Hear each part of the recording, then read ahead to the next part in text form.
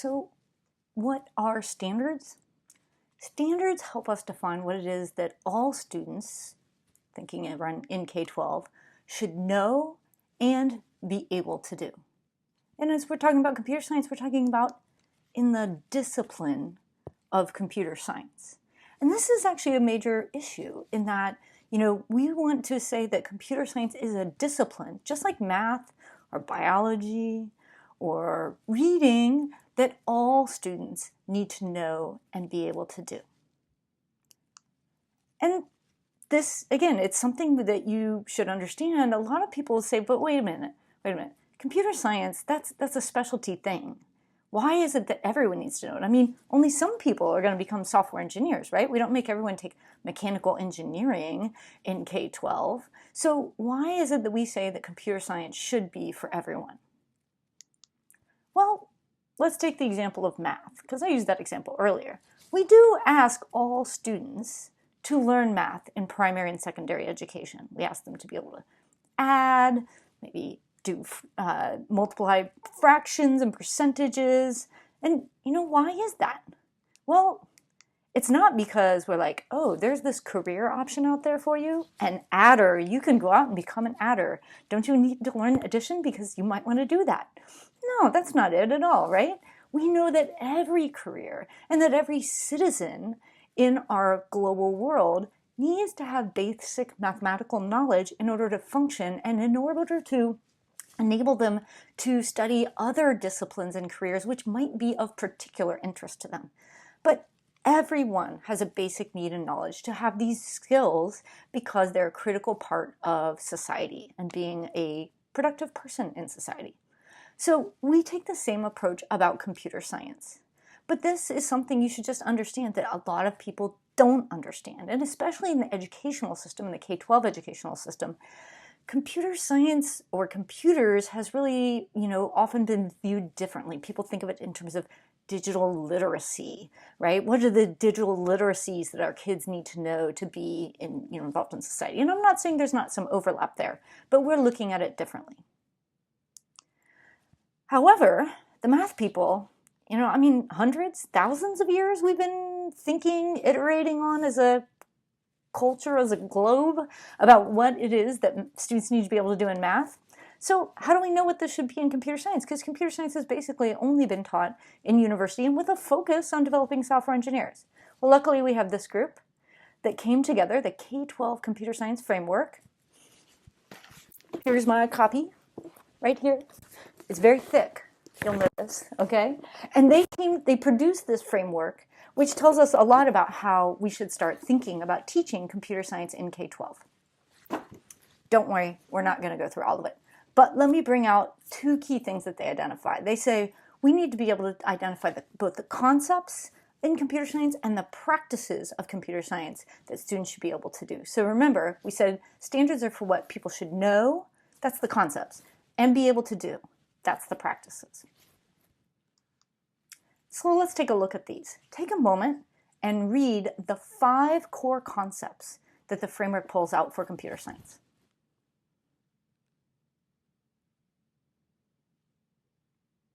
Were you expecting all of those?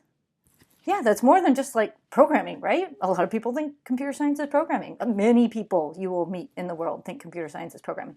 But it's not. There are many, many things that go underneath it. And in particular, I want to point out this one. Impacts of computing. We've been doing a lot of that in this course. That's because it's really, really important. So we'll be applying this particular core concept as we go forward.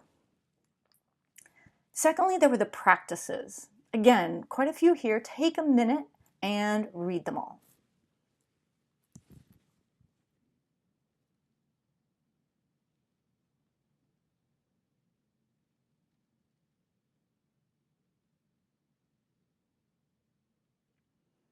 So, 2 different colors. Kind of got a group up here around top and a group around bottom.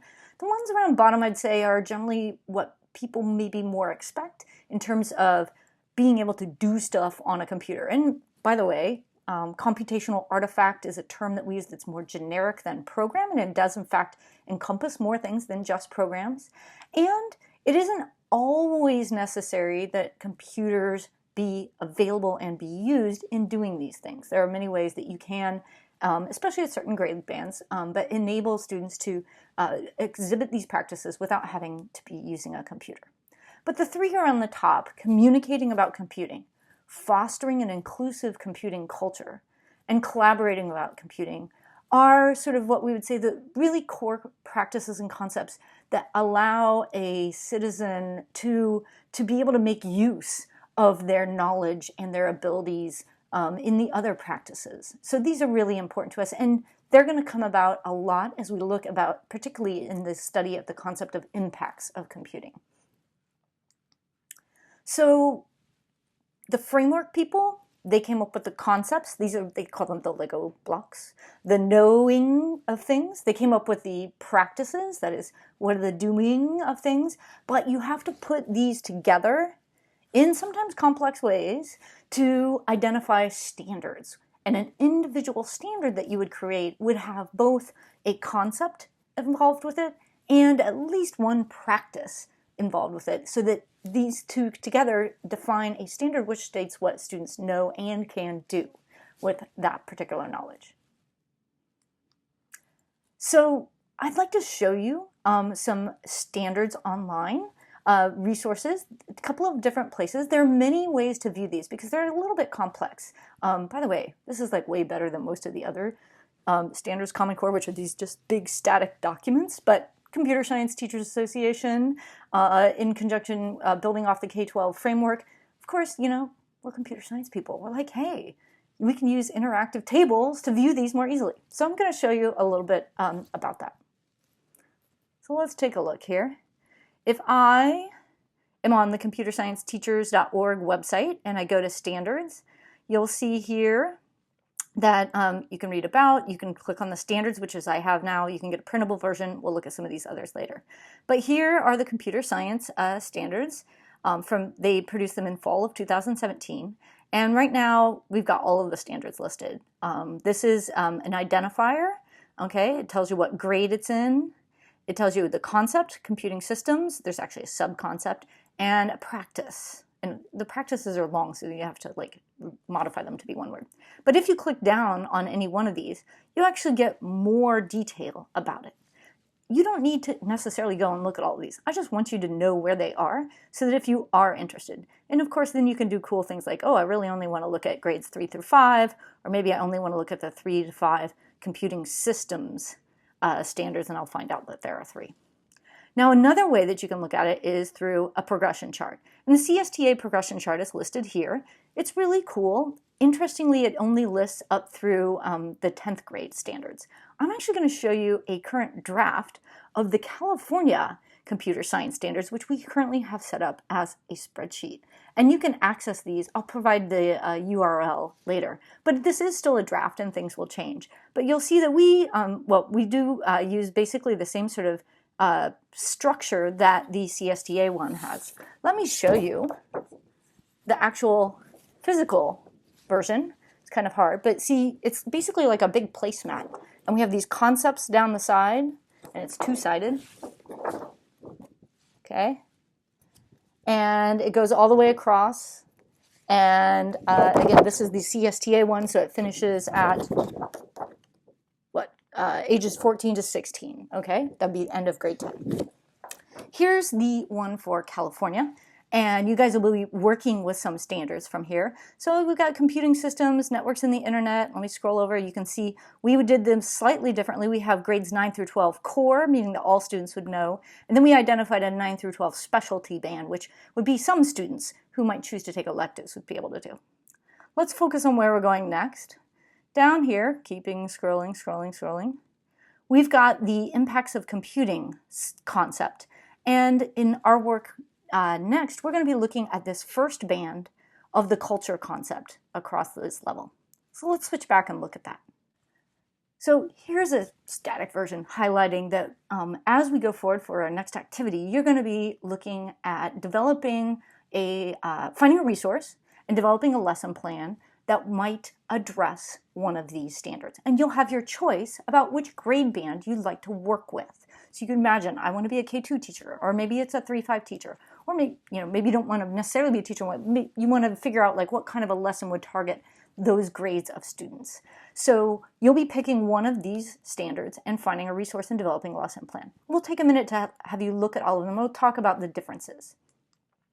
So here are the first two standards, the K-2 and the 3-5 standard. Go ahead and take a minute to read them.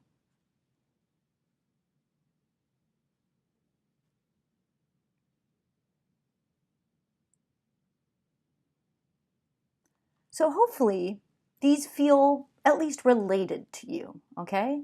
That in K-2, students can compare how people lived and worked before and after adoption of new computing technologies, like a smartphone, like GPS, like, some things, and be like, hey, how was your life different? And you need to think about what K through second graders, all K through second graders experience and know of technology in doing this. So probably not a good idea to talk about an ATM or a cash machine, because I rather doubt that kindergartners or second graders are using ATMs.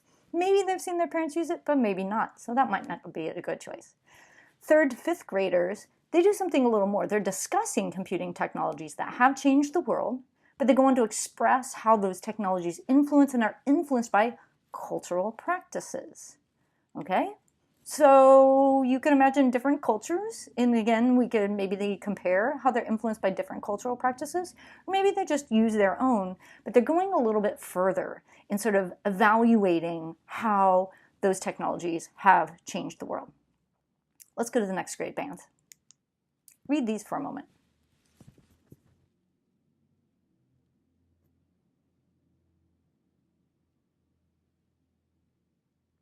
Okay.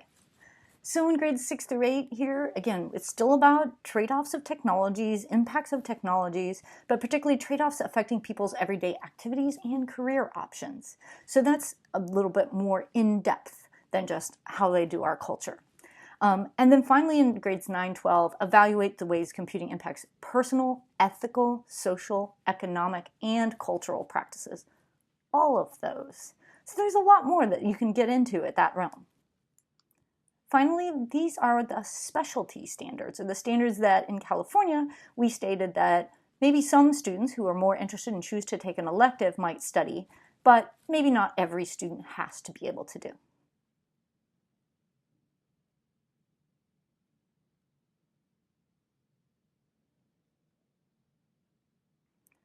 Okay, so specifically stating beneficial effects, improving beneficial effects, reducing harmful effects. That's sort of a little bit more of a practitioner model, right? Looking at a particular computational artifact, maybe that's an app, maybe it's a program, maybe it's a piece of technology, and saying, how can we improve the beneficial effects and reduce harmful effects? So making a change. Second one, evaluating how innovations that already have revolutionized our culture might evolve in the future. So this speaks to the next steps idea, right? So maybe these are standards that appeal to you. But again, in our next activity, you'll be working to develop materials that address one of these standards. And if you're interested, here's the table of contents for that really big K-12 computer science framework. Again, don't need to go and read it, but just wanted to give you an idea of what was in that thing if you wanted to go and look more at it.